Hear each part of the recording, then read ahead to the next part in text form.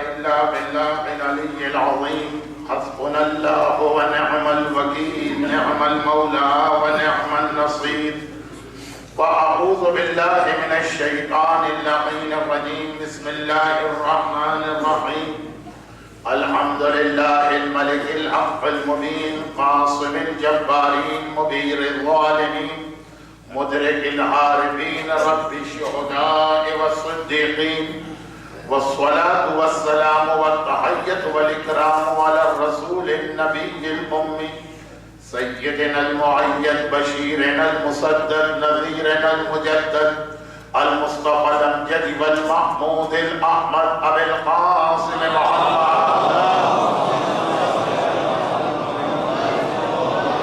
وآله وحضرته الطيبين الطاهرين المعصومين المظلومين المنتجبين الميامين المكرمين سيما على الإمام المنتظر والحجة الثانية شرع عجل اللهم له الفرج ولعنة الله على أعدائهم أجمعين أما بعد فقد قال الله الحكيم في كتابه الكريم بسم الله الرحمن الرحيم وقل تعالوا أتل ما حرم عليكم ربكم ألا تشركوا به شيئا وبالوالدين إحسانا ولا تقتلوا أولادكم من إملاق نحن نرزقكم وإياهم ولا تقربوا الفواحش ما ظهر منها وما بطن ولا تقتلوا النفس التي حرم الله إلا بالحق ذلكم وصاكم به لعلكم تعقلون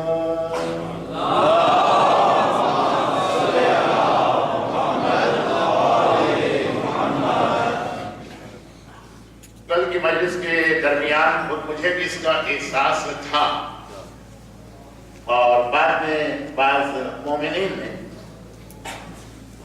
یہ شکایت بھی کی کہ کچھ آواز کا مسئلہ ہو رہا تھا اور بات کو سمجھنا مشکل ہو رہا تھا میں نے مجلس کے بعد انتظامیہ سے گزارش کی تو توقع یہی ہے کہ آج انشاءاللہ یہ مسئلہ نہیں ہوگا سورہ مبارکہ انعام قرآن کریم کا چھٹا سورہ سورہ مائدہ اور سورہ اعراف کے درمیان اور اس کی آیت نمبر 151 152 اور 153 تاریخوں میں ہے کہ یہ تین آیتیں وہ ہیں جو اللہ کے رسول اعلان رسالت کے بعد تبلیغ رسالت کے ابتدائی دور بہت کثرت کے ساتھ تلاوت کی اور جب یہ سوال کیا جاتا تھا کہ اے عبداللہ کے یتیم تو جو ایک نیا دین لایا ہے ایک نیا پیغام لایا ہے وہ ہے کیا تو پیغمبر اسلام اسی آیت کی تلاوت کرتے تھے اور اس آیت میں کل 10 باتیں بیان کی گئی آیت سے مطلب آیات پہلی آیت میں 5 باتیں کیا ہے اس کا دوسری آیت میں 4 باتیں اور آخری آیت میں آخری اور 10ویں بات ہے جو اصل ایک قاعدہ کلی ہے اصول ہے فارمولہ ہے قیامت تک ہر قسم کے کنفیوژن سے بچنے کے یہ 10 باتیں 4 مجالس کے اندر جن میں سے خاص طور پہ آخری مجلس ذرا سا عنوان سے ہٹ کر ہے لیکن بہرحال وہ 10ویں بات کی روشنی میں تو 9 باتوں کو 2 دن میں سمیٹنا خاصا مشکل ہوگا میں ذرا سی سرسری گفتگو کروں گا اور ان میں جو میرے حساب سے زیادہ اہم چیزیں ہیں موجودہ حالات میں گرچہ نعوذ باللہ میرے کہنے کا مقصد یہ نہیں ہے کہ باقی باتیں کم اہم ہیں یا قرآن میں ایسے بھرتی کے لیے نعوذ باللہ کچھ باتیں ملا دی موجودہ زمانے موجودہ حالات ہماری قوم کی اس وقت کی کیفیت اس کے اعتبار سے چند باتوں کا بیان تفصیل سے آئے گا کچھ کا بیان اختصار سے لیکن کسی بھی تفسیر میں جا کے آپ کی آیتیں پڑھ سکتے ہیں خاص طور پر تفسیر نمونہ ان آیتوں کی بہت تفصیل آ گئی ہے میں نے تو خالی اس سوال کے لیے آپ کو مینٹلی پریپیئر کیا کہ جس اسلام کا ہم نام لیتے ہیں جس اسلام کا ہم کلمہ پڑھتے ہیں جس اسلام پہ ہم جان قربان کرنے کو تیار ہوتے ہیں جس اسلام کے قصیدے پڑھنے میں ہمارے روز و شب گزرتے ہیں، اور سب سے بڑھ کر جس اسلام کے لیے آقا حسین نے کربلا کے میدان میں قربانی دی، وہ اسلام ہے۔ ایک غلام کی زبانی مختصر 3 اصول بتا دیے جو پوری انسانی زندگی کو احاطہ کیے ہوئے، لیکن قرآن کی زبانی اور رسول کی زبانی اسلام کا تھا۔ البتہ اس سے پہلے کہ ان 9 باتوں کا خالی فہرست کی شکل میں بیان کریں، ایک بات کو سمجھانا ضروری، اور وہ یہ ہے کہ یہ پوری 10 باتیں ملا کر اسلام بنی، اور صرف ان 10 باتوں کی بات نہیں، اس کے علاوہ بھی بار بار ایک پیغام دیا گیا، یہ اختیار ہم کو نہیں ہے کہ اس میں سے کچھ پسند باتوں کو لے لیں اور کچھ باتوں کو چھوڑ دیں، جو اسلام کے ساتھ سب سے بڑی بدقسمتی۔ پورا اسلام کسی کو نہیں چھوڑنا، پورا اسلام کسی کو چھوڑنا بھی نہیں، کیونکہ یہی اسلام تو ہے جو قبر میں کام آئے گا اور قیامت میں نجات دلوائے گا اور جنت کی قیمت بنے گی۔ اسے چھوڑنا بھی نہیں، اسے لینا بھی نہیں۔ پورا اسلام لیتے ہیں تو قدم قدم پہ پریشانی، خاص طور پر آخری زمانے کے مومنین کا یہ مزاج بن جائے۔ ویسے تو ہر دور کا یہ مسئلہ رہا، لیکن آخری زمانے کے مومنین کا یہ مزاج بنے۔ آخری زمانہ کسے کہتے ہیں؟ یہ اللہ کا راز ہے جو سوائے خدا کے کسی کے علم میں نہیں۔ جب امام آ جائیں گے تو پتہ چلے گا کہ ان سے کچھ پہلے کا زمانہ آخری تھا، لیکن بہت ساری روایتیں اور ظہور امام کی بہت ساری نشانیاں اس طرح سے جمع ہوتی چلی جا رہی کہ دل میں خیال آ رہا کہ شاید یہی زمانہ آخری زمانہ ہو۔ شاید یقین کے ساتھ بڑے سے بڑا مرجع بھی نہیں کہہ سکتا، الہی راز ہے، خدائی راز، بلکہ سختی کے ساتھ روکا گیا، چھٹلایا گیا، جھوٹا قرار دیا گیا، جو کسی حوالے سے بھی ظہور امام کی تاریخ طے کرنے کی کوشش کرے۔ وقفاتون جو امام کے لیے توقیت وقت مقرر کرتے ہیں، فلاں تاریخ میں ظہور ہونے والا، فلاں سن میں ظہور ہونے والا، سختی کے ساتھ منع کیا گیا کہ ان کی بات پہ توجہ نہ بلکہ کچھ اٹھلا۔ لیکن روایتیں اور علامات ظہور یا علائم ظہور معصوم ہی نے ہم کو دی، یہ نشانی، اور نشانیوں کا ایک ہی مقصد ہوتا، چاہے زمانہ آخری ہو کہ نہ ہو، نشانیوں کا مطلب یہ ہوتا ہے کہ تم اس کے حوالے سے ہر وقت اپنے آپ کو تیار کر کے بیٹھو۔ میرے اعتبار سے ظہور امام کے کسی نشانی کی ضرورت نہیں، یہ روایتوں میں یا یاد رکھیے ایک مزاج یہ بھی کچھ لوگوں کا، ایک ڈائری انہوں نے بنائی تھی، اسلام آباد تو میرا کتنا مختصر آنا رہتا، اور وہ بھی میں ابھی اپنے محترم دوست سے کہہ رہا تھا کہ اس سال تو میں آ بھی گیا ہوں، اگلے سال تو دور دور تک کوئی امکان نظر نہیں آ رہا، تو اتنے مختصر وقت نہ مومنین میرے طریقے سے واقف ہو۔ اسٹیٹ سیکریٹری صاحب کو اعلان کرنا پڑ رہا ہے کہ مولانا کے بیان میں بہت زیادہ روانی، انداز سے لگ رہا تھا کہ شکوے والی روانی وہ بتا رہے ہیں، لیکن نہ مومنین میرے انداز سے واقف ہو، نہ میں مومنین کے مزاج سے۔ پھر اسلام آباد ہے تو پاکستانی کا حصہ، تو کئی جگہ میں نے دیکھا کہ بعض مومنین کے پاس ایک ڈائری ہے، مومنین کے ساتھ مسئلے کی اہمیت کی وجہ سے، خاص میں یہ کہہ دوں اور کچھ مومنات بھی اس میں ظہور امام کی نشانیاں لکھی، اس پہ ٹک لگاتے ہیں۔ آج بی بی سی میں خبر آئی ہے ایک نشانی پوری ہو گئی، ٹک۔ آج سی این این پہ ایک نیوز آئی ہے، یہ تو یہی روایت میں آیا تھا، دوسرا ٹک۔ آج جب اخبار میں خبر چل رہی ہے تیسرا ٹک، ہم نے کہا کہ امام کل آ سکتے ہیں، نہیں مانا۔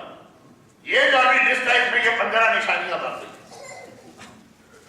اور دوسری جانب جن کی معلومات کم ہے ان کے سارے ٹک لگ چکے ہیں، نشانیاں پوری ہو گئی، اب کیوں نہیں آتے؟ وہ نشانیاں جو پوری ہو گئی جو پوری نہیں، بہت ہی مختصر بات کہ اپنے اصل موضوع سے بھی نہ ہٹو، اور یہ ایک اہم معروضہ بھی آپ کے سامنے آ گیا۔ ظہور امام کی جتنی نشانیاں ان میں سے کوئی بھی ایسی نہیں بغیر امام نہ سکے، ہو سکتا ہے کہ کوئی نشانی پوری نہ ہو اور امام آ جائے۔ اور یہی وجہ ہے کہ ہم جو ظہور امام کی دعا مانتے ہیں کہ اجل اللہ تعالی ظہور اس کا مطلب کیا؟ اس کا مطلب یہی تو ہے نا کہ ابھی 500 نشانیاں باقی ہے لیکن مولا اللہ کو ابھی ظاہر کر دے۔ اگر امام خود بھی پابند ہیں کہ ساری نشانیاں ہو تب میں آؤں گا تو یہ دعا ہی بیکار ہو جائے گی۔ جب امام آ ہی نہیں سکتے نشانیاں پوری کیے بغیر تو اجل کہنے کا کیا مقصد؟ اجل اللہ کہنے کا کیا مقصد؟ اجل اللہ کا مقصد ہی ہے کہ اگر اللہ چاہے تو ایک بھی نشانی پوری نہیں ہوئی اور امام ظاہر ہو سکتے۔ صحیح معنوں میں ظہور امام کی میرے اعتبار سے ایک ہی نشانی اور وہ یہ ہے کہ تمام مومنین یا اکثریت امام کو سچے دل سے پکار لے۔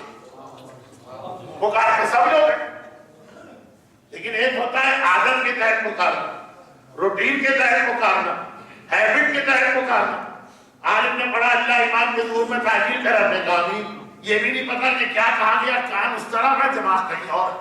عادت ہے نا ہمارے، کون سی مجلس ہماری ایسی جو امام کے دعا کے بغیر ختم ہوتی؟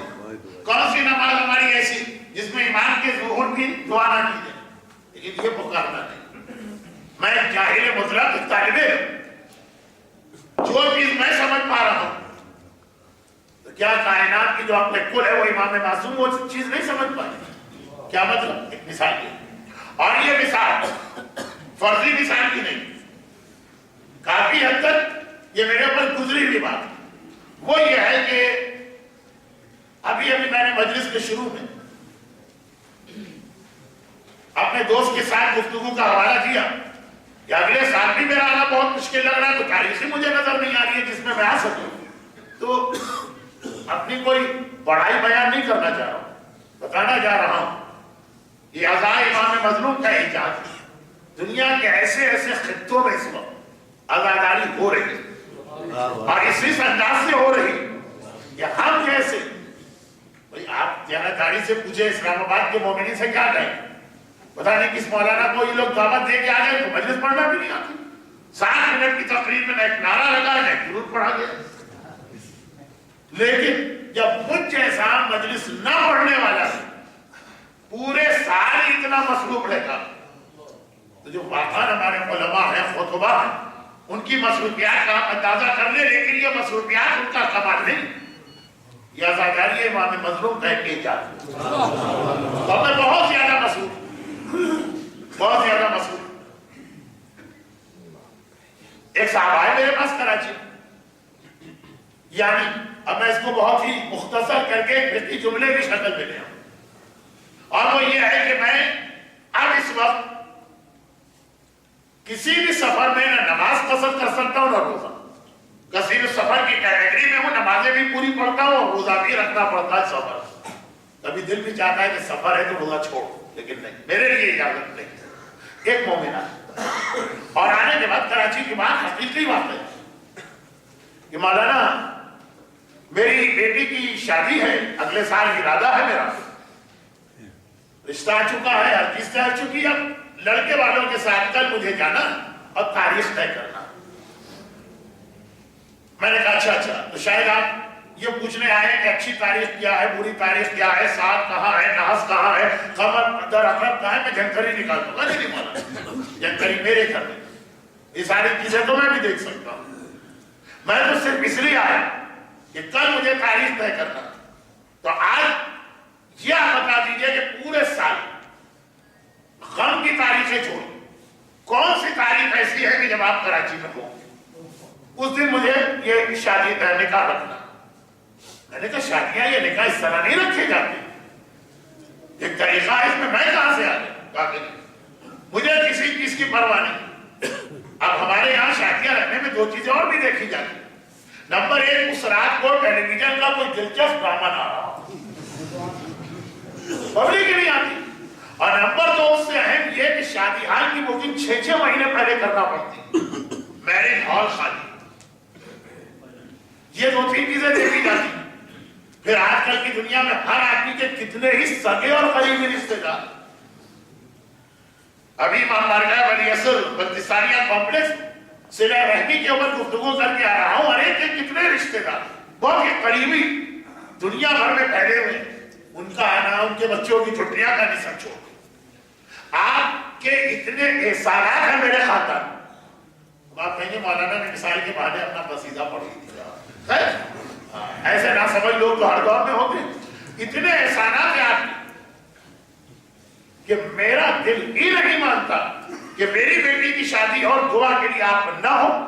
جب آپ ہوں گے, جس تاریخ میں آپ ہوں گے, اچھی تاریخ ہے کہ بری تاریخ ہے, صدقہ دے دوں گا, ہال خالی ہے کہ ہال خالی نہیں ہے, گھر کے کمرے میں نکاح پڑھا لوں گا, لیکن آپ کا ہونا ضرور.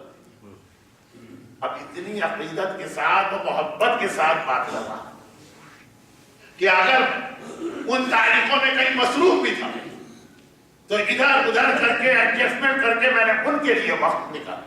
یہ ایک بات ہے. دوسری بات, میرے بہت ہی قریبی رشتے دار, فرض کیجئے کہ سگے بھائی, سگی بہن, ان کی بیٹی کی شادی تھی. اب وہ بہت کشمکش ہے جو میں کل فرشتوں کی ایک کشمکش بیان کروں. ہماری شادیاں فرشتوں کو بہت پرابلم میں ڈالی ہے. یہ کل آج میری بہن کی آپ فرض کیجئے شادی ہے, بھائی کے یہاں یہ بہن کیا بہت پریشان. اب کیوں پریشان؟ پریشان یہ ہے کہ میں ان کا سگا بھائی, ان کے گھر میں شادی ہو, ان کی بیٹی کی شادی ہو, اب میں نہ ہوں تو سارا خاندان پوچھے, باہر کے لوگ بھی پوچھے.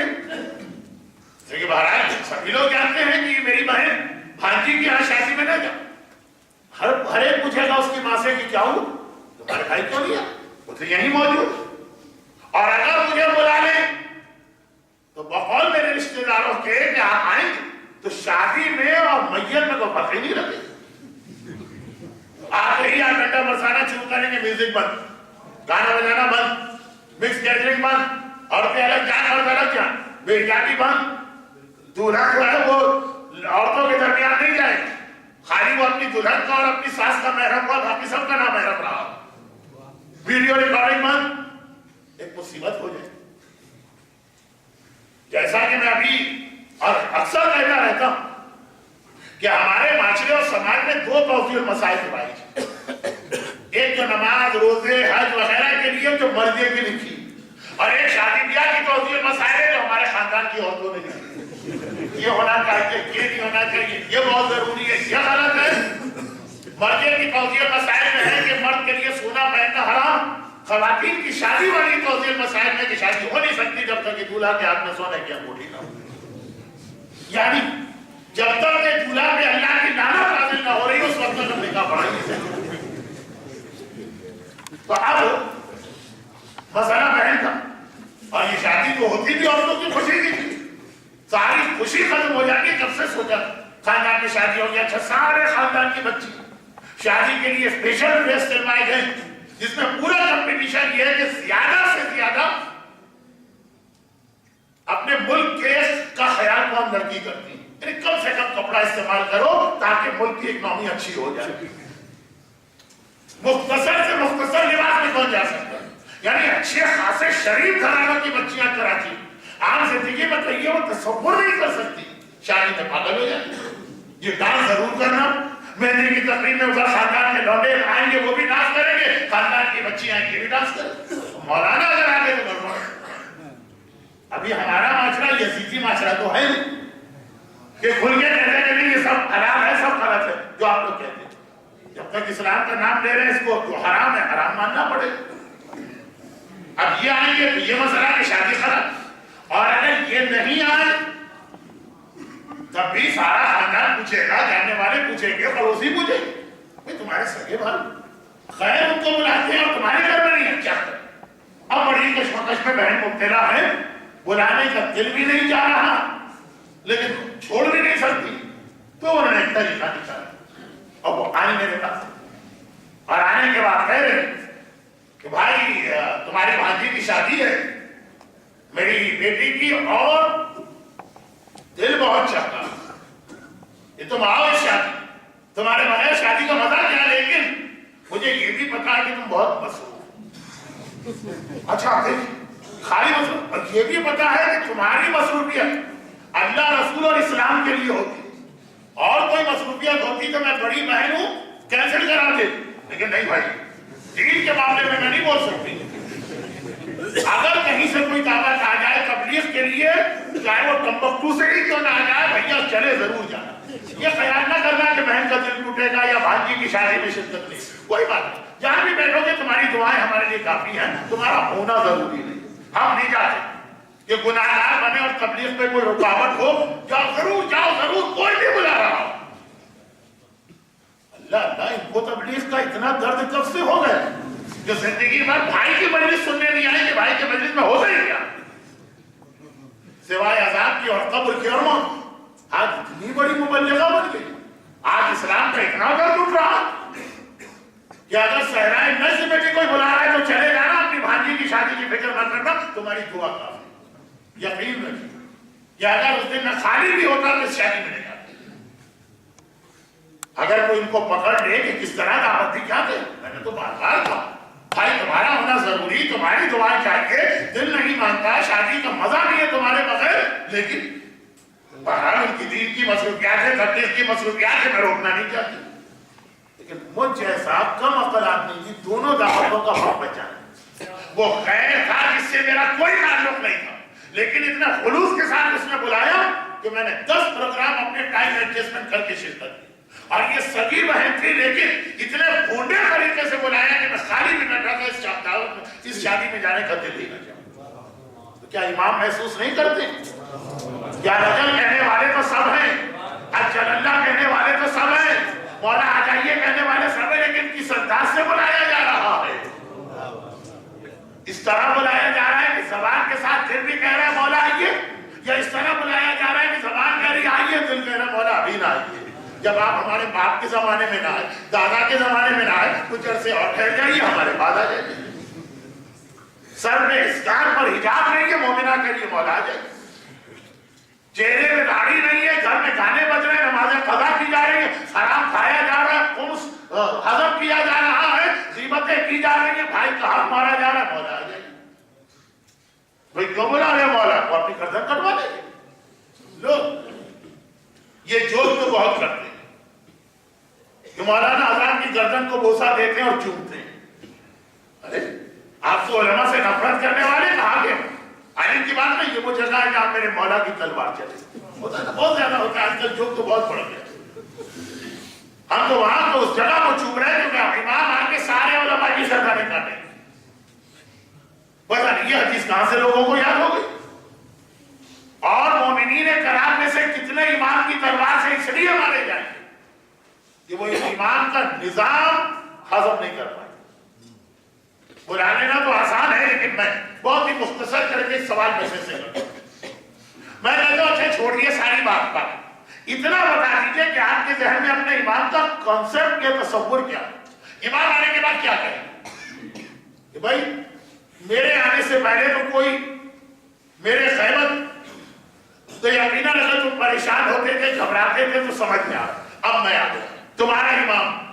اب کسی کو نماز پڑھنے کی ضرورت نہیں، اب کسی کو روزہ رکھنے کی ضرورت نہیں، اب کسی عورت کو حجاب کرنے کی ضرورت نہیں، اب کسی نوجوان کو میوزک سے بچنے کی ضرورت نہیں، اب کوئی حلال و حرام کا خیال نہیں، میں آ گیا تمہارا امام، جو دل چاہے کر۔ یہ کہیں گے یا یہ کہیں گے کہ بھائی اب تک تو جو نظام چل رہا تھا ظالموں کا جیسا تھا، اب میں آ گیا، حکم خدا کے خلاف کسی کو نہیں جانے دوں گا۔ تو چھوڑ دیجیے ساری بحثیں اور سارے حوالے، خود اپنے دل سے بتائیں کہ امام کے بارے میں آپ کا عقیدہ اور کنسپٹ کیا۔ امام آ کے سارے واجبات معاف کرائیں گے اور حرام کی اجازت دینے آئیں گے، یا امام آ کر کہیں گے کہ مجھ سے پہلے جو ظالم جیسا نظام لایا اب حکم خدا اور شریعت میں پورا عمل ہو، اور اگر پورا عمل تو یہی واجبات کرنا پڑے گا، یہی حرام سے بچنا پڑے گا۔ کیا ہماری اگر ہم پہلے مولا آ جائیے، ابھی آ جائیے، اور ابھی آگے تو کیا ہم تیار ہیں ابھی آنے؟ نہیں مولا ابھی ٹھہر جائے، ایک ہفتے کے بعد آئیے گا، اتنی داڑھی تو آ جائے نا کہ آپ کے سامنے جائے۔ جیسے بات بے پردہ گھرانوں آنے پہنچنا، دروازہ کھولا بچے نے، میں نے کہا رکیا اگر آپ نے سر کے اوپر دوپٹہ کو ڈال دوں کیا آپ امام صحیح ہے جائیں کہ نہیں مولا بھی ٹھہر جائے، جب تو آپ کے ذہن میں یہ کہ دعائیں مانگے گا امام کون سا آتے کہ وہ بہن والی دعوت، اور یہ باقاعدہ سنجیدہ امام ابھی آ جائیں تو ابھی اتنا ہی تیار ہو کے بیٹھیے کہ اگر ابھی آ جائیں تو امام کو چہرہ بھی دکھا سکے، امام کی حکومت میں بھی رہ سکے۔ بہت ہی مختصر سا واقعہ پڑھ رہا ہوں.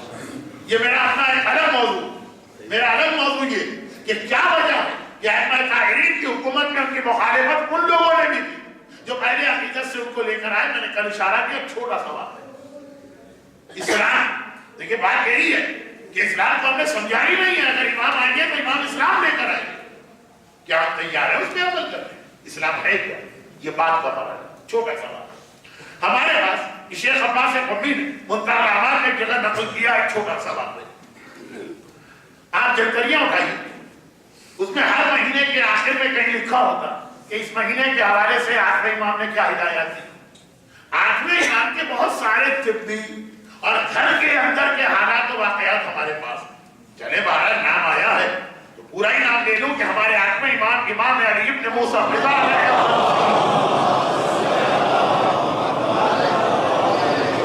امام کے گھر کے بہت حالات ہمارے پاس جو عموماً گھر کی عورتیں ہی بتا سکتی. باقی ائمہ کے اتنے حالات ہیں نہیں کیونکہ خاندان اہل بیت کی خواتین اس انداز سے مجمعات میں آگے یہ چیزیں نہیں بتاتی. تو آٹھویں امام کی حالات کیوں ہمارے پاس آ گئے؟ بہت لمبی بات ہے, میں بہت ہی مختصر کر رہا ہوں. اس کی ایک وجہ ہے کہ امام کی زندگی کے آخری 2 سال اپنے پورے گھرانے سے الگ مشہد یا نیشاپور میں گزرے. بلکہ یہ مشہد اور نیشاپور بھی نہیں, مرد مشہد کے قریب ایک شہر ہے جو آج کل رشین اسٹیٹ میں سے ایک میں ہے. وہاں 2 سال اکیلے ہیں امام, خاندان کو لے کے نہیں آئے. حتی وقت شہادت بھی میرے نوے امام کو معجزے کے ذریعے مدینے سے آ کے مشہد میں اپنے بابا کو غسل و کفن دینا پڑا. اسی ایام ازاں کے آخر میں آپ آٹھویں امام کی شہادت کی مجلس بھی ہو جاتی ہے 29 صفر کو. تو خیر, تو جب امام آئے تو مامون رشید امام کو دعوت دے کے بلائے تو سارے انتظام بھی اس نے کی. امام کے لیے گھر کا انتظام, امام کی خدمت کے لیے غلام, گھر کے کام کاج کے لیے کنیز. اب یہ کنیز ایسی تھی کہ امام کی شہادت کے بعد اس کے پوتے یا نواسے جو محب اہل بیت تھا, امام کے حالات معلوم کرنے کا بہت شوق ہوا تو وہ اپنی دادی یا نانی سے سوالات کرتا. چونکہ امام کے گھر میں رہی ہے تو اس لیے سارے سوالات کے جواب.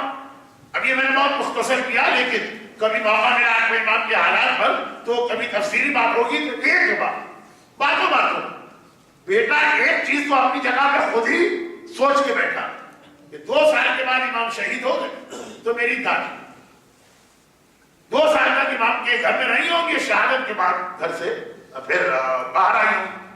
تو باتوں میں اس نے کبھی پوچھا نہیں, باتوں میں یہ بات نکل آئی کہ دادی 2 سال آپ نے امام کے پاس گزارے, کتنے خوش قسمت. دادی نے کہا نہیں بیٹا 2 سال نہیں تو چند مہینے کے بعد ہی میں امام کے گھر کو چھوڑ کے آیا. اب بیٹے کو تعجب ہو, مومنہ تھی, ہوتا اگر مومن ہے دادی بھی مومنہ.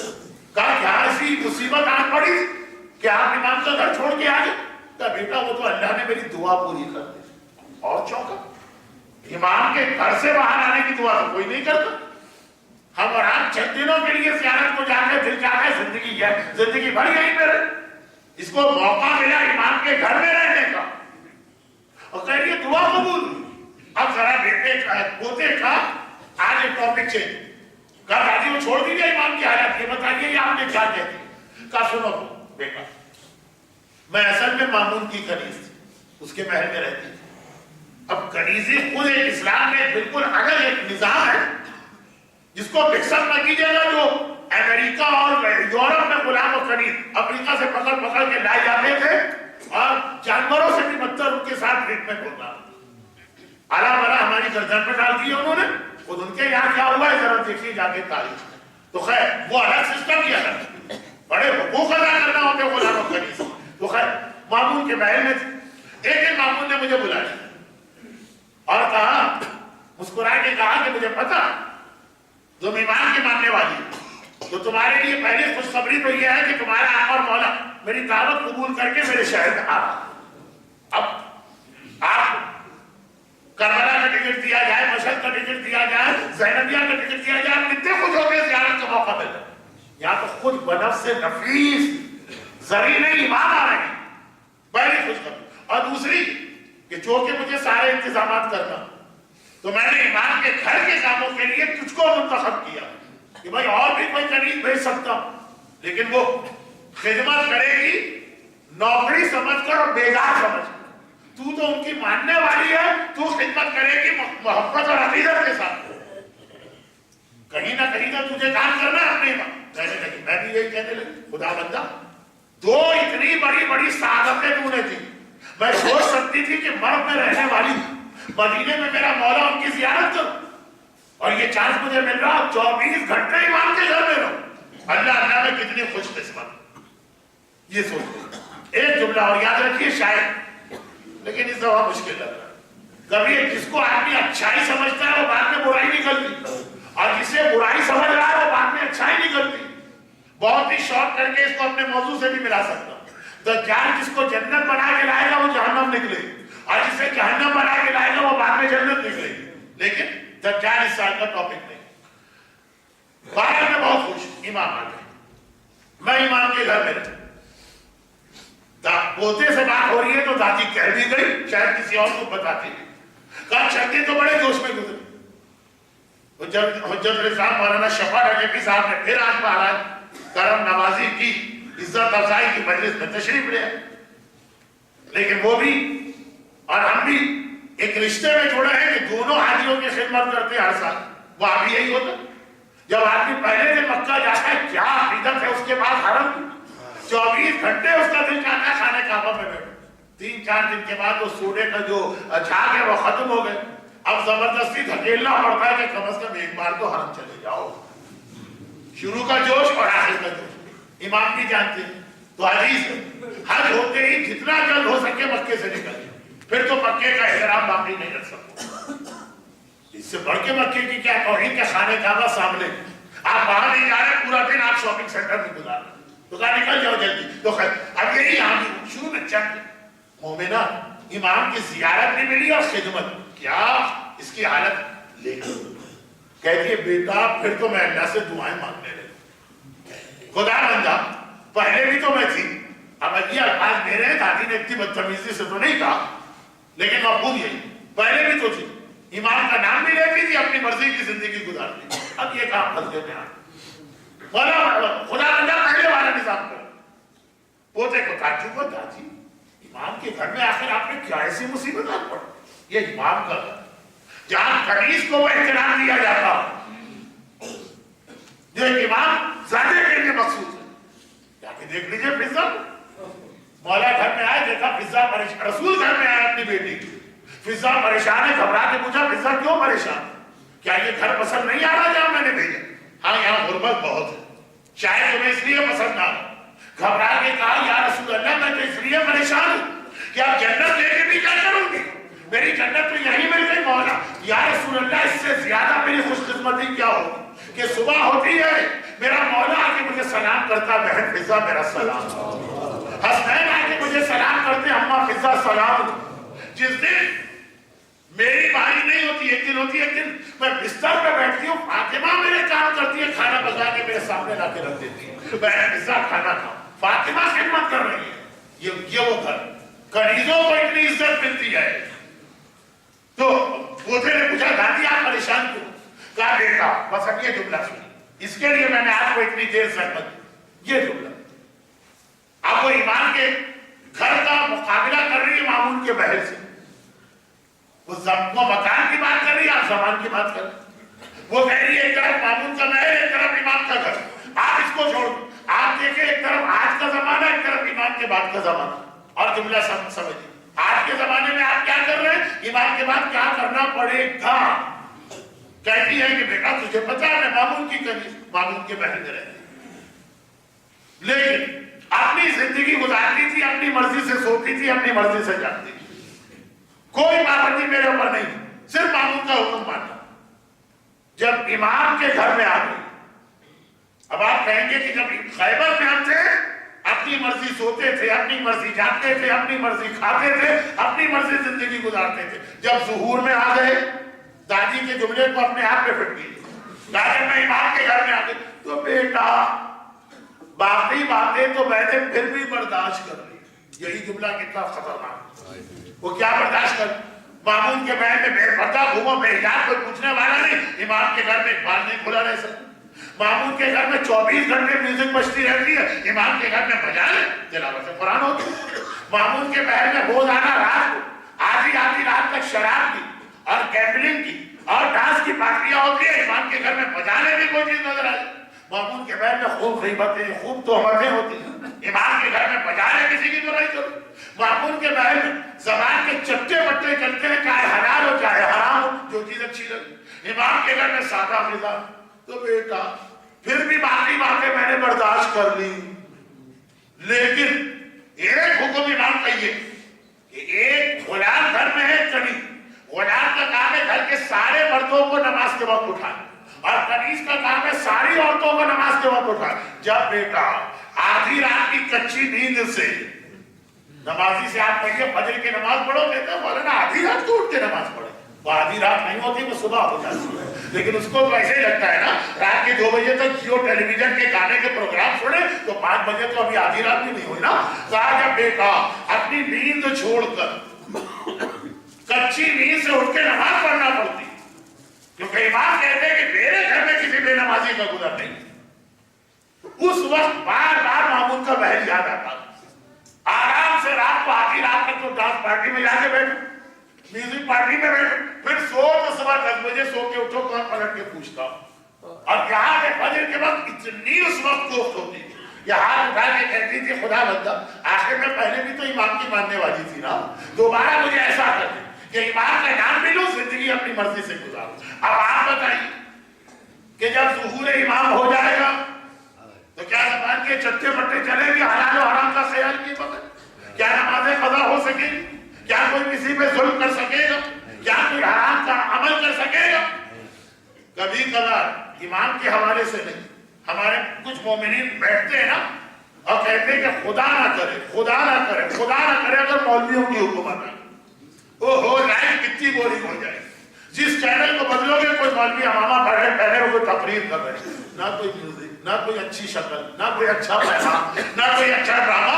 लोग अभी मौलवियों की हुकूमत के तस्वुर से काम के रह जाते हैं। और अगर इमाम की हुकूमत आ गई, वहां कौन सा म्यूजिक चैनल आपके घर में चल रहा हो, वहां कौन सा टीवी का ड्रामा सीरियल चल रहा हो, क्या तस्वुर है आपके पास इमाम के जहन को, खुद अपने ईमान से पूछो। ये जो मसला था कि इमाम शरीयत पे अमल करवाने आ रहे हैं, हमको छूट दिलवाने नहीं आ रहे हैं, ये अभी मोमिनीन के जहन में है नहीं। और अगर है तो इसी की वजह से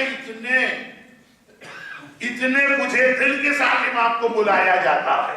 जैसे बहन मुझे बुला रही है भांजी की शादी, कैसे जाऊं?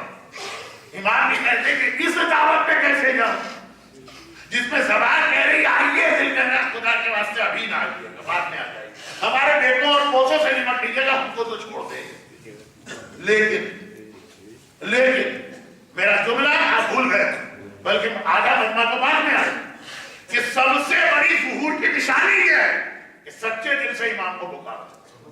और एक तो आदमियों से काम नहीं चलेगा, माशरे को तैयार करें कि अक्सरियत इस तरह से इमाम को पुकारे तब इमाम आते। लेकिन ये तो सबसे बड़ी निशानी। लेकिन रिवायतों में हमें और आपको इमाम की तैयारी के लिए, मैं अपने मौजूद पे आ रहा हूं कि इस्लाम क्या, हमें और आपको इमाम की तैयारी के लिए कुछ निशानियां बताइए। हर निशानी पूरी, ये समझ लीजिए कि आपके तब्दील होने का वक्त आ गया।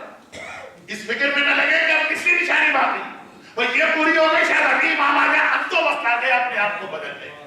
खास तौर पर ये हदीस जो मेरे इस हदीस के पहले हिस्से को बयान करने के लिए आपको हदीस सुना रहा हूं, वो मेरा कल का मौजूद से आगे बढ़ेगा। मस्जिद कूफा, अमीरुल मोमिनीन हल्लाल मुश्किलात मुश्किल कुशाई साहिरी का जमाना, और कुबे की मस्जिद खचाखच भरी है नमाजियों से। जाबिर इब्न अब्दुल्लाह अंसारी मस्जिद में दाखिल, फजर से कुछ पहले का वक्त, लोग नमाज शब पढ़ रहे हैं या पढ़ के बैठे, जाबिर मस्जिद में दाखिल। जाबिर कितने अजीम साहबी का नाम। कल मैं हिजरत मदीना के हवाले से 2 बातें कही, उसमें एक रोल जाबिर का भी। मीना के मैदान में जिन लोगों رسول اللہ کو جا کے آخری دعوت دی تھی کہ مدینے آ جائے. ان میں جابر بھی تھے اور جابر کے باپ بھی تھے. آج بھی بڑے شہران کے رائٹ سائڈ پر مسجد بیت موجود، جو پہلے پہاڑیوں میں چھپی تھی، پہاڑیاں کٹنے سے بالکل آنکھوں کے سامنے آ گئی. جہاں پہ مدینے کے پہلے ڈیلیگیشن پیغمبر کے ہاتھ پر بیعت کی تھی، نیکسٹ ایئر دوسرا ڈیلیگیشن آیا 72، 7 پر 12 ہوتے، دونوں میں جابر. یہ جابر وہ کہ جب انہوں نے شادی کی تھی تو پیغمبر نے ان کی بے انتہا تعریف کی. کیا ہے جابر؟ جس بہترین طریقے سے تم نے لڑکی کا انتخاب کیا. پورا ایک موضوع ہے کہ شریک حیات کا انتخاب کیسے کیا. یہ جابر وہ کہ جب رسول اللہ نے ان سے قرضہ لیا تھا، اب قرضہ واپس کیا تھا تو وہ اصول بتا دیا جو اکثر مراجع کے یہاں بینکنگ کے سسٹم کے اندر حلال کرنے کے طریقے میں آتا. یہ جابر وہ ہے جو حدیث قصہ کے راوی، اور جابر وہ ہے جن کے ذریعے رسول نے 5ویں امام کو اپنا سلام دکھوایا، اور جابر وہ ہے جو کربلا کے پہلے زائر ہیں. فضیلتوں میں فضیلت. ایک ایک چیز کے بارے میں آدھا گھنٹہ پڑھ سکتا ہوں، لیکن ضرورت محسوس نہیں ہو رہی تھی صرف آپ کو یاد دہانی کے لیے کہ یاسین اصحاب رسول کل اسود ابن زرارہ، مقسم ابن عمیر کا نام آیا. جابر کربلا کے پہلے زائر. یہ جابر مسجد کوفہ میں داخل. اب مسجدوں کا اصول، جو پہلے آئے وہ آگے بیٹھے گا، جو بعد میں آئے وہ پیچھے بیٹھے گا. البتہ سب سے پہلی سب صاحبان علم اور صاحبان تقوی کے لیے. جو جابر جب مسجد میں آئے تو کسی نے اعتراض نہ کیا جب جابر آگے بڑھنے لگے. کسی نے نہیں کہا کہ آپ لیٹ آئے تو یہاں بیٹھے نہیں. جابر جابر مولا کی خلافت ظاہری تک بھی بڑھانے میں جا چکے ہیں، لیکن یہ لوگ دیکھ کے حیران ہو گئے کہ جابر پہلی صف میں بھی نہیں رکے، سیدھا آگے بڑھے مولا کے مصلی کے قریب جا کے بیٹھے. اور کہا یا امیر المومنین ایک ذاتی مسئلہ لے کے آیا. اب مسجد اپنے کاموں میں لگی، لیکن باہر لوگ بہرے تو نہیں. جابر نے اپنا ذاتی مسئلہ بتایا. مولا نے کہا جابر یہ تمہارا ذاتی مسئلہ نہیں ہے، یہ ہمارے سارے جانے والوں کا مسئلہ. اب ساری مسجد کے کام کھڑے ہوئے. مولا نے بھی بآواز بلند کہا اور سب متوجہ ہو گئے. کیا بات یہ ہے کہ جابر نے رات کو ابھی ابھی خواب دیکھا. کہا جاتا کہ فجر کے قریب کا خواب سچا ہوگا. دو چیزیں ایسی ہیں کہ میرا یہ شعبہ ہی، ایک دعا تعبیر اور ایک خوابوں کی تعبیر. مولانا ہم نے کھلا خواب دیکھا، اس کی تعبیر کیا ہے؟ معذرت خواہ میرا اس بارے میں کوئی، لیکن اتنا مجھے پتا کہ جس خواب کی امام تعریف کرتے وہ خواب بالکل سچا ہے. جابر نے کہا مولا میں نے خواب دیکھا. اب خواب کی تعبیر پوچھنا چاہتا ہوں. Interpretation of dream soft where موجود ہے، اس وقت پوری ویب سائٹ ہے اس کی انٹرنیٹ پر، لیکن مولا سے بہتر کون کر سکتا ہے انٹرپریٹیشن؟ مولا آپ کے پاس آئے خواب کی تعبیر. مولا نے کہا جابر یہ تمہارا خواب نہیں ہے، یہ ہمارے سارے شیعوں کا مسئلہ ہے. بلکہ جابر تم نے خواب نہیں دیکھا ہے، آخری زمانے کے حالات دیکھے ہیں. اب ساری مسجد متوجہ ہو. اور اب یہ روایت جابر کے زمانے سے اڑ کے ہمارے اور آپ کے لیے. جابر کے لیے تو روایت تو رہی بھی نہیں. جب مولا نے کہا یہ آخری زمانے کے حالات دیکھے، جابر نے بڑا عجیب خواب دیکھا. خواب آدمی دیکھتا ہے ذرا سا تسلسل ہوتا. جابر نے ایسا خواب نہیں دیکھا، ایسا دیکھا جیسے آپ کے گھر میں کوئی فوٹو البم. دیکھیے آپ بعض اوقات ویڈیو اتارتے ہیں اپنے پروگرام سے، برتھ ڈے پارٹی، شادی ہے، مجلس ہے، میت ہے، تو قبرستان میں بھی ویڈیو اتاری جاتی ہے. بس یہی لگتا ہے کہ ویڈیو اتارنے والا مردے سے کہہ کے ذرا مسکرا دیجیے. تو خیر اب ہر جگہ ویڈیو، اور یہ موبائل کے اندر جو ویڈیو کے اندر تسلسل، اور ایک ہوتا ہے فوٹو البم، اس میں تسلسل الگ الگ تصویریں رکھی. کوئی آپ کے بچپنے کی تصویر ہے، کوئی آپ کی جوانی کی تصویر ہے، کوئی بڑھاپے کی تصویر ہے، کسی میں آپ احرام پہنے ہوئے حج کر رہے ہیں، کسی میں سہرا باندھے ہوئے دلہا بن کے بیٹھے ہیں. الگ الگ. جابر نے خواب دیکھا ایسا جیسے البم دیکھی جاتی. کہا مولا میں نے خواب میں دیکھا کہ آسمان سے بہت ہی قیمتی کپڑا لگا. کپڑا پہلے زمانے میں تو سونے سے زیادہ مہنگا تھا.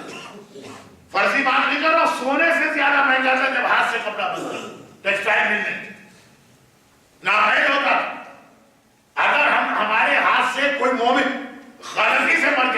ایکسیڈنٹ ہوئی, اس کی دیت کے خوبان کو اسلام نے جا کے دیکھی, کتنے دینار ہیں جو سونے کے ہوتے ہیں, کتنے لباس ہیں جو کپڑے کے ہوتے ہیں, 200 جوڑے کہاں 1000 دینار. خیر تو کپڑا, اور آج بھی پاس کپڑے بڑے قیمتی. ابھی میں یہاں لندن میں تھا, مجلس سے پڑھ رہا تھا, بہت شدید سردی, میری عادت نہیں ہے گلے میں مفلر پہننے کی, لیکن مجبوری ہو گئی خریدنے کی. مجھے کیا پتا کون سی دکان میں لے کے گئے, 20,000 پاؤنڈ یعنی 20 لاکھ کا مفلر ملا, خالی اتنا سا ٹکڑا.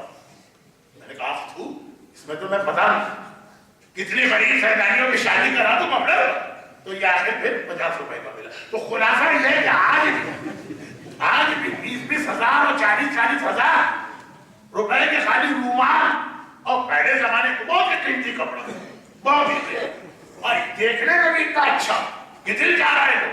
اور وہاں پہ اعلان ہو رہا کہ یہ قیمتی کپڑا مفت ہے, فری ہے, جس کا دل چاہیے پورا لے. اعلان سن کے لوگ دوڑے دوڑے آ رہے. جب مفت کوئی چیز تقسیم ہے تو کتنے لوگ آ جاتے ہیں, لیکن ہر آنے والا قریب آتا اور پھر وہ کام کرتا ہے جو ہماری بہت سی عورتیں حج اور عمرے میں کرتی ہیں, یعنی جیب سے قینچی نکالنا, خانہ کعبہ کا پردہ کاٹنا ہے یا دھاگے کاٹنا ہے. بہت ساری انڈین پاکستانی عورتیں قینچیاں لے کے جاتی ہیں, اس سے وہ دھاگے کاٹتے ہیں. آخری دنوں میں سے یہ خلاف کو اوپر اٹھا دیتے ہیں اور ہمیں موقع دیتے ہیں کہ اپنے مولا کی ولادت کا معجزہ وہ جگہ دیکھیں کہ جہاں دیواریں کعبہ شریف.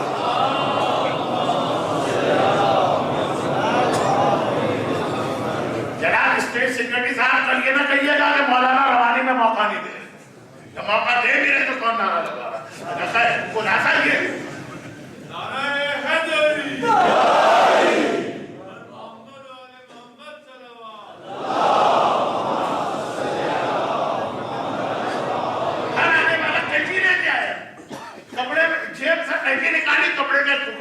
چھوٹا سا منا سوچا ہے. جابر کہہ رہے مولا میں خواب نہیں ہوں لیکن حیران ہوں, یہ کتنے کم عقل لوگ ہیں, یا تو آتے نہیں کہ نہیں چاہیے یہ کپڑا, اور اگر آنے تو پورا دینے والا پورا لے کے جائیں. ایک ٹکڑا لے جانے سے کیا فائدہ, ان کے کام نہیں آئے, شاید بچے کی چڈی بھی نہ بنے اور یہ کپڑا بھی بدنما ہو. مولا بھی میں حیران ہوں کہ ایک دم منظر بدلا. خواب میں نے دیکھا کہ سونے گولڈن کیجز, سونے کے 2 پنجرے اور دور رکھ, اور اتنی اچھی پرندوں کی آواز آ رہی ہے. لوگ کہتے ہیں میوزک روح کی غذا.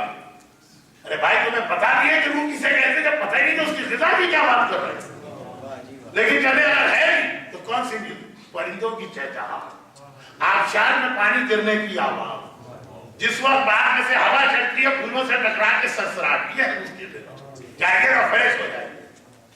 اور یہ مائیکل جیکسن کو سنیے تو نیند اڑ جائے, ہارٹ اٹیک ہو جائے, بلڈ پریشر ہو جائے, یہ کوئی روح کی غذا. تو یہ غلط موضوع ہے, بہت میں نے اس پہ ریسرچ کی. اب یہ ہے کہ پرندوں کی آواز, جو پرندوں کی سویٹ میلوڈی ہوتی ہے نا, اتنی پرکشش آواز, دل کے ہاتھ توڑ کے جاتی. دیکھو یہ پرندے ہیں کیسے, قریب گیا تو حیران ہو گئے. دونوں پنجرے آواز آ رہی ہے, خالی ہے, کوئی پرندہ نہیں ہے. ابھی میں حیران ہوں کہ منظر میں, اور میں نے دیکھا کہ میرے سامنے بہت ہی خوبصورت سونے اور چاندی کی اینٹوں سے بنے بہترین سنگ مرمر کے ٹائل لگے ہوئے تالاب نظر آ رہا. اتنا خوبصورت تالاب, جھانک کے دیکھا تو پورا تالاب خالی ہے, نیچے کیچڑ ہے, کوڑا ہے, کائی.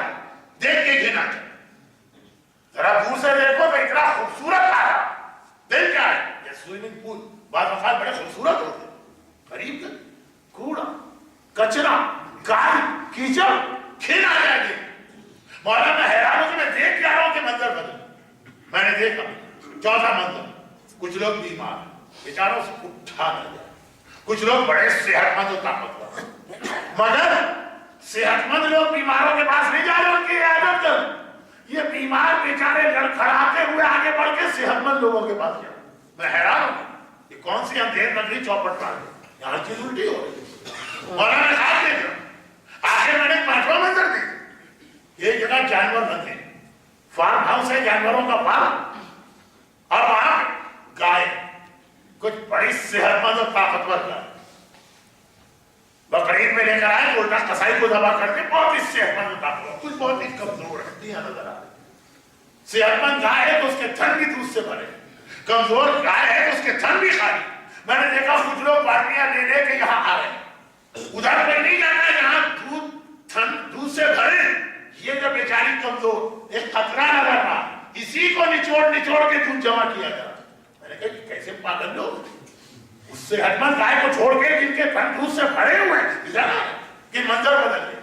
اور میں نے دیکھا کہ میں جانوروں کے ایک اور باغ میں چلا گیا جہاں بہت ہی طاقتور قسم کے بیل ہیں، مگر ایسے ہیں جن کے 2 سر ہیں، اور 2 سر کا مطلب 2 منہ ہیں، اور وہ دونوں منہ سے کھا رہے ہیں، بڑی تیزی سے کھا رہے ہیں۔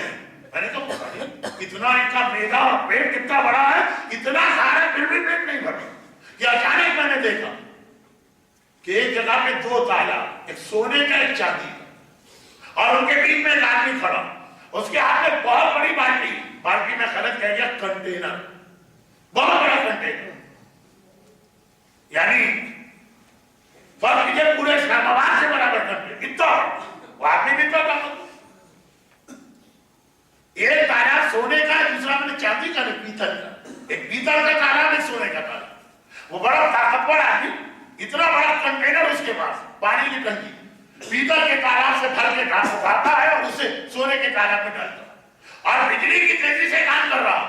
مگر عجیب بات، نہ سونے کا تالاب بھرنے پاتا ہے نہ پیتل کا تالاب خالی ہونے پاتا ہے، اتنی تیزی سے کام، اتنا بڑا کنٹینر پورے اسلام آباد کے برابر، نہ یہ خالی ہو رہا ہے وہ بھر رہا میری آنکھوں۔ مولانا مجھے سمجھ میں نہیں آیا کہ کیا خواب، اور مولانا نے کہا جابر کے خواب نہیں ہے، یہ آخری زمانے کے حالات تم نے دیکھے۔ ساری مسجد متوجہ ہو گئی، لیکن وہ تو اس لیے متوجہ ہو کہ خواب کا آخری زمانے سے کیا تعلق؟ اصل میں تو ہمیں متوجہ ہونا کہ ہم ہی تو ہیں آخری زمانے والے، آثار سے یہ لگ رہا ہے، توفیق نہیں کر رہا۔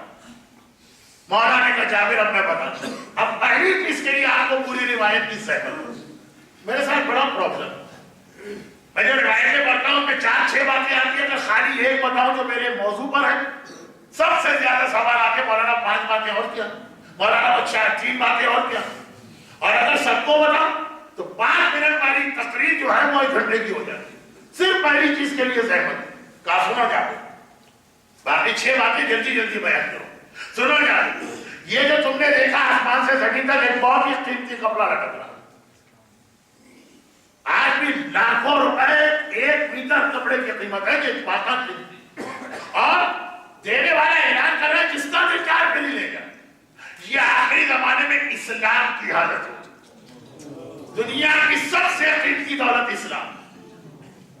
میں نے کہا ڈالر پاؤنڈ میں تو اسلام کو پہچان ہی نہیں پاتے، ہم تو اس بات سے پہچانتے جو کل مسائل پڑھے کہ عباس کے بازو، اکبر کی جوانی، اصغر کا معصوم تبسم، زینب کی چادر، جس اسلام کو بچانے کے لیے جو کتنے تھے، اور اعلان خدا کا اسلام سب کے لیے ہے، جو چاہے آگے قبول کر لے۔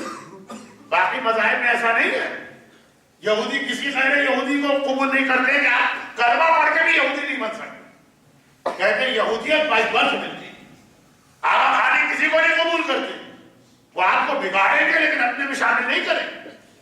ہندو مذہب میں جو برہمن ہے وہ برہمن رہے گا، آپ ہندو مذہب قبول کر کے ہر بدھ کے آگے نعوذ باللہ پرنام کرنے کے لیے تیار ہو، تب بھی آپ برہمن نہیں بنے۔ یہ اسلام سب کے لیے، سب کے لیے۔ اگر سدا چچا اسلام کے خلاف جائے تو قرآن کہتے تبت کے ذات اسلام، اور اگر حبشہ کا بلال آئے اور فارس کا سلمان آئے تو سلمان من اہل البیت۔ یہ ہے اسلام، ہر ایک کے لیے اعلان ہے۔ آپ یہاں رشتہ داریاں اور خاندان نہیں دیکھے جاتے، یہاں عقیدہ اور عمل دیکھا جاتا ہے،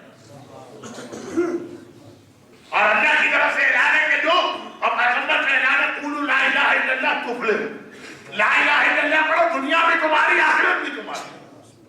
دوڑ کے تو آتے ہیں لوگ، آج 2 ارب مسلمان کیسے بن گئے؟ دوڑ کے تو آئے، پورا اسلام کوئی نہیں لے اے جابر، یہ مولا کہہ رہے، یہ میں نہیں کہہ رہا ہوں، یاد ذرا مکس اپ ہو گئے۔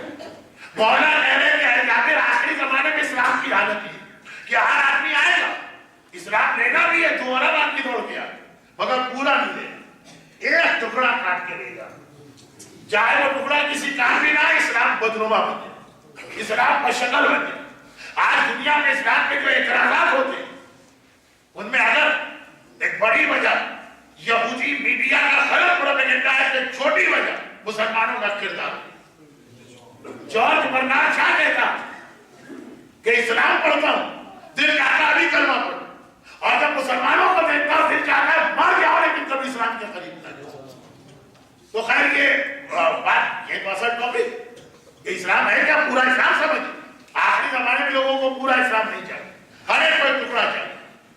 بیوی کو وہ اسلام چاہیے جس میں بیوی کے حق بتائے جائیں, شوہر کی ذمہ داریاں بتائی جائیں. یہ نہ بتایا جائے کہ بیوی کو بھی تو کچھ کرنا ہے شوہر کے.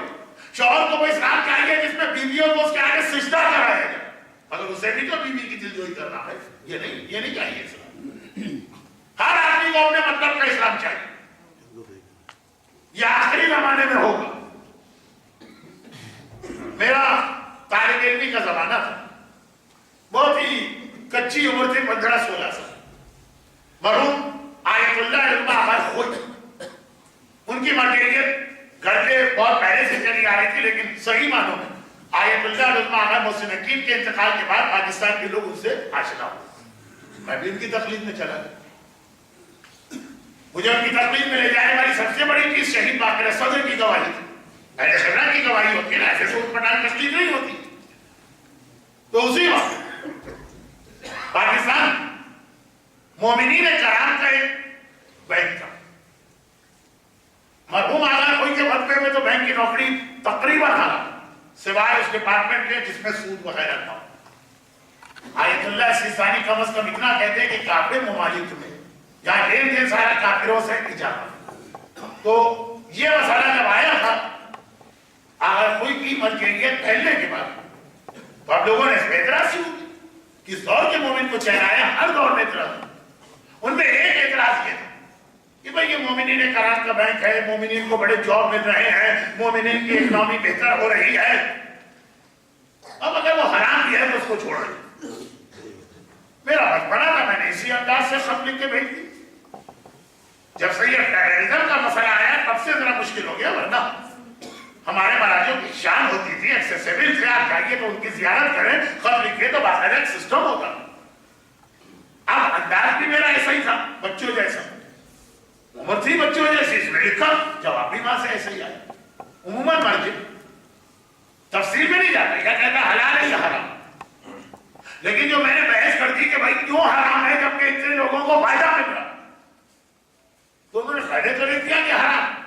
پھر آگے لکھا کہ مومن, اب ایکچوئل ورڈنگ نہیں پڑھ رہا ہوں آپ کو, مومن کی مثال اور اسلام, مومن اور اسلام کا رشتہ. فرماتے ہیں کہ کپڑے اور پہننے والے جیسا رشتہ نہیں, پانی اور برتن جیسا رشتہ. ایک ہوتا ہے کپڑے اور پہننے والے کا رشتہ. ہم گئے درزی کے پاس کہ یہ 3 میٹر کپڑا لائے ہیں, ہمارے حساب سے کرتا شلوار یا شیروانی سی, اب اس کو کاٹ پیٹ کریں. لمبے آدمی کے لیے الگ, چھوٹے آدمی کے الگ, موٹے آدمی کے لیے الگ, دبلے آدمی کے لیے الگ. جیسا آدمی کا قد ہے, جیسا سینہ ہے, جیسی ناک ہے, وہ کپڑا کاٹتا جائے گا آپ کے حساب سے سیے. یہ اسلام ہے کہ آپ اسلام لے کے گئے عالم کے پاس, اسلام لے کے گئے مرجع کے پاس. یہ اسلام ہے میرے حساب سے سیدھے. دیکھیں میں سود کھاتا ہوں تو ایسا اسلام بنائیے جس میں سود اجازت, باقی اور کوئی حرام ہو تو کوئی بات نہیں. میں گانے بہت سنتا ہوں, مجھے ایسا اسلام بنا کے دیجیے جس میں گانے کی اجازت مل جائے. جو مومنین کی ڈیمانڈ سمجھتے ہیں کہ علماء جو ہے وہ ٹیلر ماسٹر ہیں, یہ جا کے کہیں گے اس کاٹ کاٹ کے ویسا اسلام بنا دیں. یہ رشتہ نہیں. اسلام اور مومن کا رشتہ پانی اور برتن کا رشتہ. مومن ہے پانی کی خاصیت یہ ہے کہ اس کا اپنا کوئی سائز نہیں, جس برتن میں ڈالے ویسا بن جائے. گلاس میں ڈالے تو گلاس جیسا ہوگا, لوٹے میں ڈالے تو لوٹا جیسا ہوگا, بالٹی میں ڈالے تو بالٹی جیسا ہوگا, ٹنکی میں ڈالے ٹنکی جیسا ہوگا. ایسا مومن کو ہونا. اسلام جس وقت جیسا ہے مومن اپنے آپ کو اسلام کے مطابق بناتا ہے. تکبیر,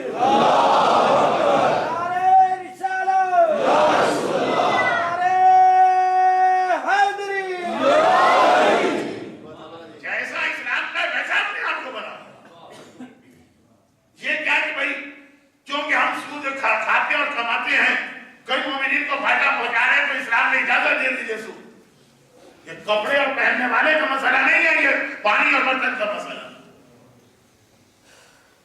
اور ایک اور مومن نے بھی خط لکھا تھا, وہ ذرا 25-26 سال کے تھے. وہ جواب کی اس وقت ضرورت نہیں, لیکن اس لیے بتا رہا ہوں کہ چوتھی تقریر میں شاید کہا کہ بھائی جب اتنے مومنین کے روزگار بندے ہیں اس حرام بینک سے اور اتنے گھروں کے چولہے جل رہے ہیں تو اجازت دیجیے نا. مرحوم آقا کوئی ان کے لیے جواب الگ ہے. فرمایا ہم شریعت بتاتے ہیں, شریعت بناتے نہیں. مسجد کا کام شریعت بنانا نہیں ہے, شریعت اللہ بنا کے بھیجتا, صرف ہمارا کام ہے شریعت بتانا. تو یہ تو ایک بات اس لیے آتی کہ لوگ بعض اوقات مرجعیت سے اوور ایکسپیکٹیشن کرتے. ہمارا دل چاہتا ہے نماز میں فلاں چیز ہونا چاہیے تو آپ فتویٰ دے دینا کہ یہ چاہیے. نماز بنانا مرجع کا کام نہیں ہے, جو نماز پڑھی بھی آئی ہے اللہ کی طرف سے وہ بتانا مرجع کا کام. اور سو تھوڑا سا میرا ارادہ اس پہ بات کرنے کا اسی اسلام کے حوالے سے, کیونکہ جب یہ ساری باتیں ہو رہی سوال ہے وہ یہ کہ پورا اسلام لینا تو پورا اسلام ہمیں بتائے گا. تو یہاں ضرورت ہے مرجعیت کی, لیکن پرسوں ابھی چھوڑی. ابھی بات یہ کہ جابر آخری زمانے کے شیعوں کی حالت یہ ہوگی, اسلام سے ہر آدمی ٹکڑا کاٹتا. یہ غیر شیعہ تو ہمیشہ کرتے آئے, منافقین لفظ بدل, یزید یہی کر رہا, اس کا باپ یہی کر رہا.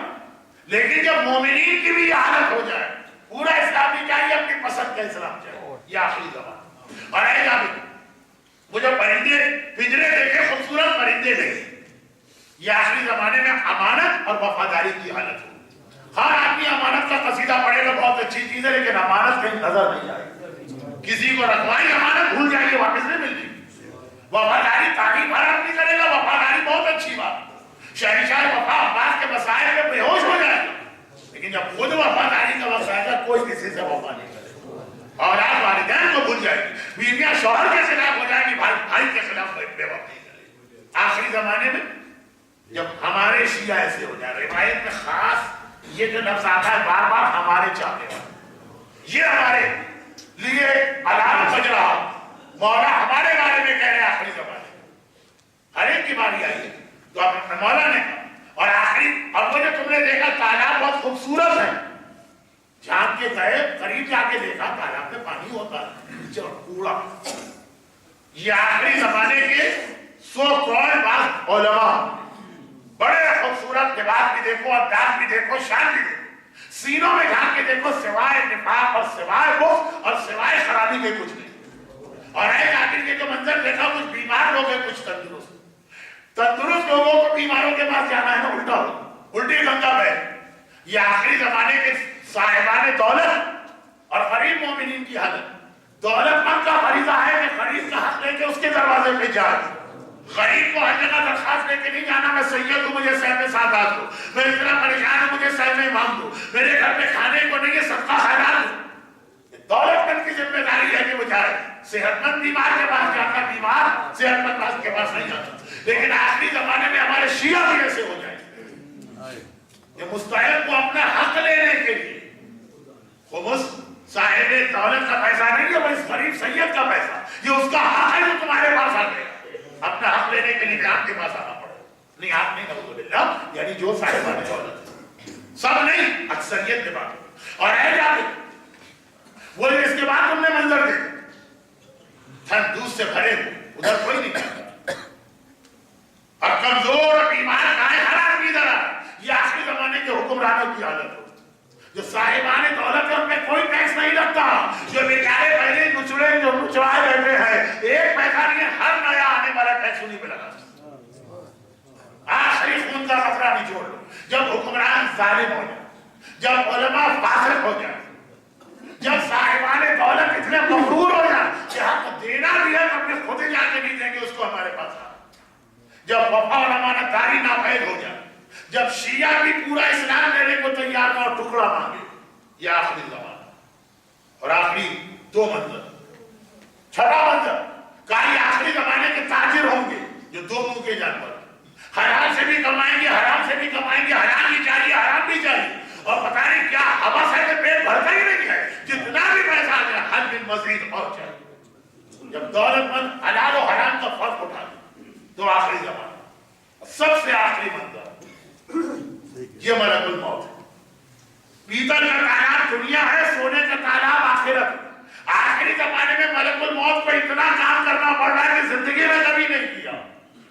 پہلے کیا ہوتا تھا, ایک دو آدمیوں کو موت دیتا, اب ٹنکیاں بھر بھر کے اٹھاتا. ایک جمبو جیٹ گر پڑا, 450 آدمی مر. پہلے کیا گھوڑے پہ جا رہے، گھوڑا گر گیا، ایک آدمی مر گیا۔ اور اب جو نیا A380 آیا جس میں 600 پیسنجر بٹھانے کی بات ہو رہی، اب جہاں گرے گا تو معلوم 600 آدمی مرے۔ پہلے سواری کے ایکسیڈنٹ میں 1 مرتا، 600 مرے۔ زلزلے، قحط، بارشیں، طوفان، ملک الموت بجلی کی تیزی سے کام کرے گا، بڑی تیزی سے لوگوں کو کثرت سے موتیں آئیں گی، 1/3 آبادی مر جائے گی، لیکن نہ دنیا خالی نظر آئے گی نہ آخرت بھرنے پائے گی۔ بھئی اتنے مر گیا اب تو دنیا میں کوئی جگہ بنے، پھر اتنے کی اتنے نظر آئے۔ کہا جب یہ حالت ہو جائے کہ کثرت سے موتیں بھی ہوں پھر بھی دنیا خالی نظر نہ آئے، سمجھنا یہ آخری زمانہ۔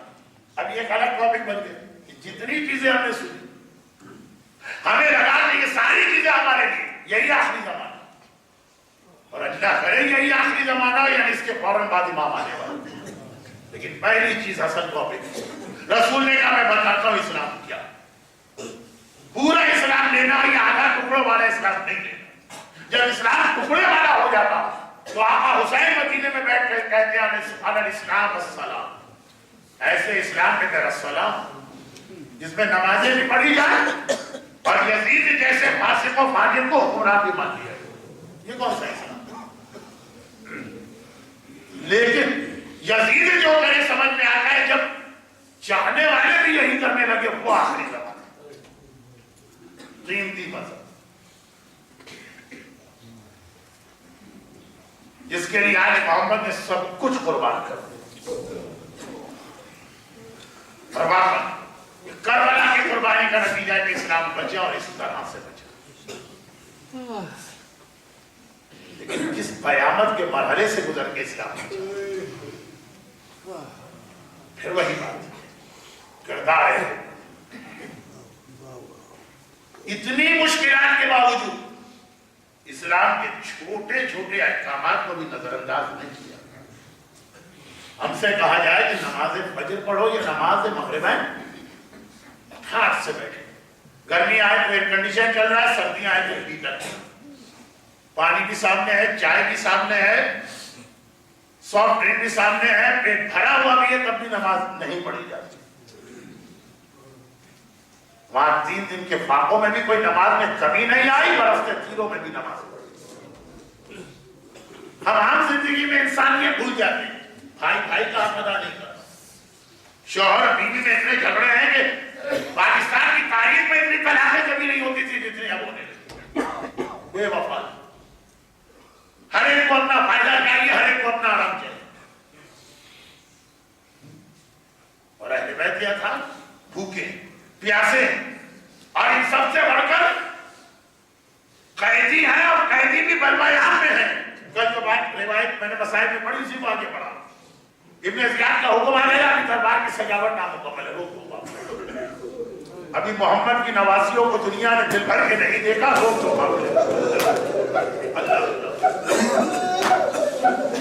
آقا حسین میرا خیرت مند امام ایک مرتبہ رو کے نیزہ میں تلاوت قرآن شروع کی۔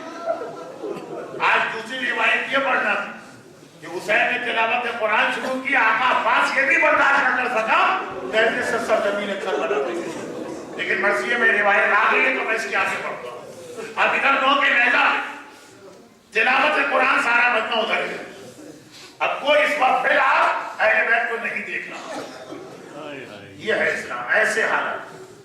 زینب کہوں ایک مومنہ ام حبیبہ کے گھر کے قریب رکا، پرانے زمانے کے شہر ہے، تنگ گلیاں، اونٹ بڑی اونچی سواری مکان، ام حبیبہ گھر میں بیٹھنے والی بیچاری، اسے پتہ ہی نہیں اس وقت دنیا میں کیا ہو رہا۔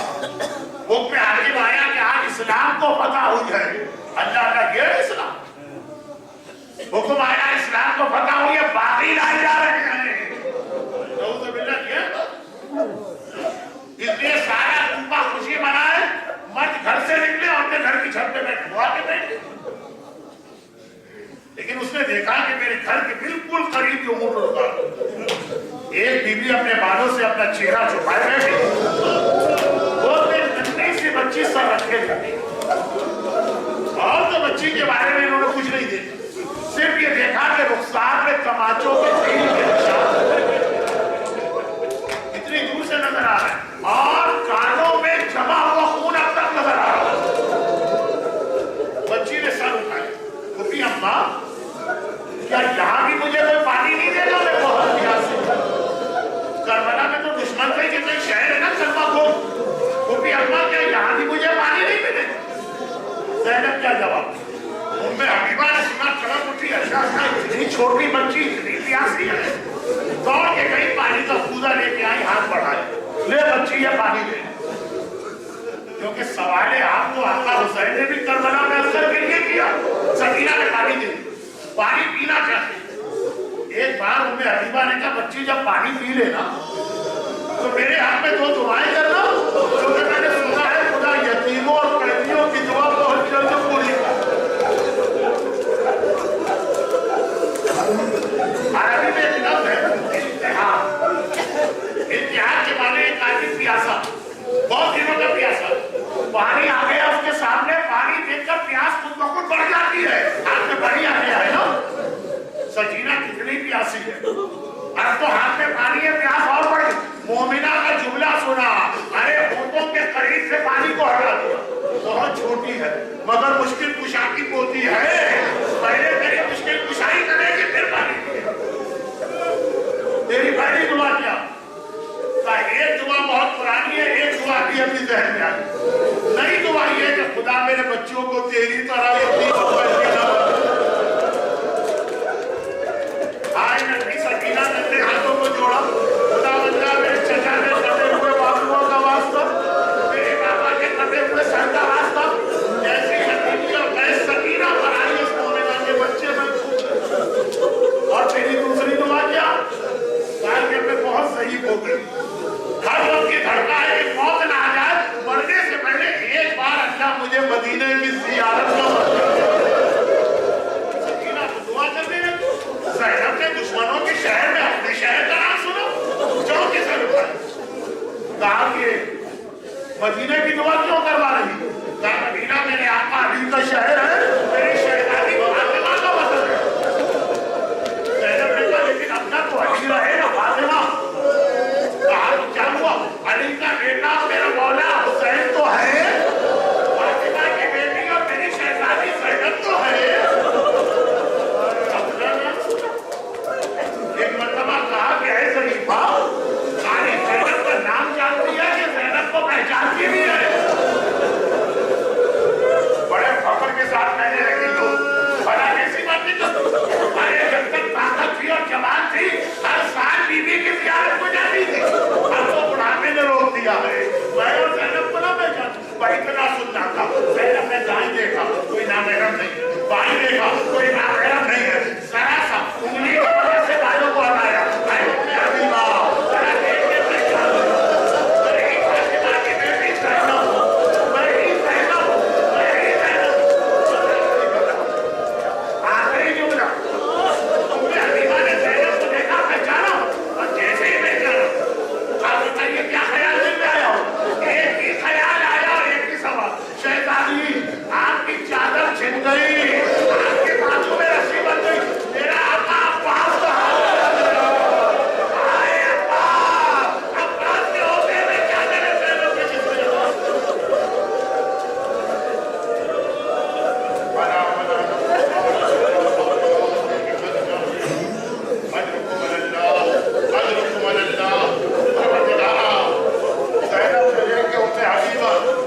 جب چادر زینب کا سوال و خیال آیا عباس کو پکارا، مجھے باب الہوائے ابھی فضل عباس کا واسطہ جو مومنین اور مومنات آج کی مجلس میں ہیں، ماشاءاللہ اس کثیر تعداد میں انہیں دنیا اور آخرت کی ہر مصیبت و پریشانی سے محفوظ. خدا تعالیٰ کی دنیا میں جہاں جہاں تیرے دین اسلام کے نام لیوا، تیرے حبیب محمد کی کلمہ کو آل محمد کے ماننے والے شیعہ نے حیدر کر رہا، دشمنوں کے ظلم کا نشانہ بن رہے، ان سارے ظالموں اور دشمنوں کو نیز کو نابود فرما. خصوصیت کے ساتھ ہم کو اور پارا چنا ضیاء خان اور فضہ ہے، ان مومنوں اور مسلمانوں کی مدد فرما. سب عزا میں بیٹھ کے اتنا گریہ کرنے والے ان مومنین کی تمام دلی حاجتیں اور دلی مقاصد کو پورا فرما. خصوصیت کے ساتھ ہمارے بیماروں کو شفا کاملہ فرما، ہمارے تمام مرحومین کی مغفرت فرما. خدا جس نے التماس سے دعا کے لیے کہا، خدا خاص ایک بچے کا کل امتحان ہے، اس نے امتحان میں کامیابی کے لیے کہا ان سب کو اپنے امتحان میں کامیاب فرما. خدا بندہ اور ہم سب کو آخرت میں روزی کی ہر پریشانی سے محفوظ فرما، بے اولاد کو صاحب اولاد بناؤ، صاحبان اولاد کی اولاد کو جوانی اکبر کا واسطہ سلامت رکھ۔ خداوند ان مطالب کے انتقام کے لیے امام زمانہ کے حضور سے خاص ربنا تقبل منا انک انت